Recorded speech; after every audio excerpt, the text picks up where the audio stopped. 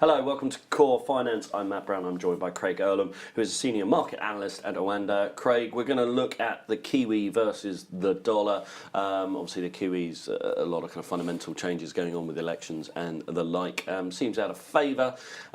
Just talk us through this chart. Looks quite technical and more downside on this potentially.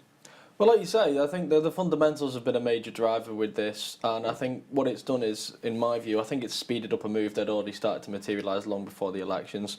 I think I've brought this chart in a few times now, and I just keep providing updates on, and normally I try to leave it a few weeks in between, but the speed at which this is moving has made it probably, in my view, the most interesting of the major charts recently. We had the nice head and shoulders pattern which formed. We're looking back at the end of August. Now you can see the gold line across there marking the neckline of that head and shoulders.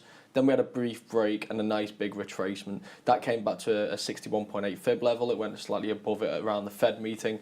We get a lot of volatility. That tends to be the case. And then it made a new low, which confirmed to me that this head and shoulders pattern was very much in play. The only downside to this head and shoulders pattern was the time span, because with it being such a big head and shoulders, it means the price projections are always much larger.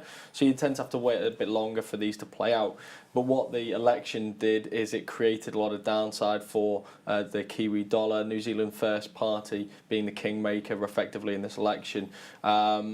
Was seen as negative for the Kiwi dollar. So then we had the nice retracement back to the neckline again the second time, which was also the 38.2 fib, and from then it's been all downhill since the election. Since the New Zealand First Party agreed to team with the Labour Party, which again was seen as negative, and all of a sudden we're very close now, or pretty much at the level that you'd expect it to have hit, taking the projection from the head to the neckline projected lower. And now it looks like that move's all but complete. Now we're around this 68, 69 level, which is a very interesting level. For one, because it means that we've had a complete retracement now of that move from May through to August. But also this is long-term support now. We're looking back to start of the year, end of last year, and this 68, 69 is now long-term support.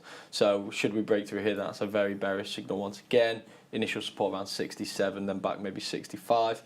But I think this could also, we could now see a bit of profit taking. There's potential because it's a big support zone, because we've seen that technical setup complete, and because the sell-off has been so aggressive, there is potential now we could see something of a correction, maybe back into 70, or even 70, 50, 71, which is the price support. We'll have to wait and see on that front. But like I say, what I like about this is it was a strong technical setup from the start, and it completed quite quickly, and it's been a nice, big, interesting move. The question now is, do we see a continuation of that, or do we see a bit of a correction first?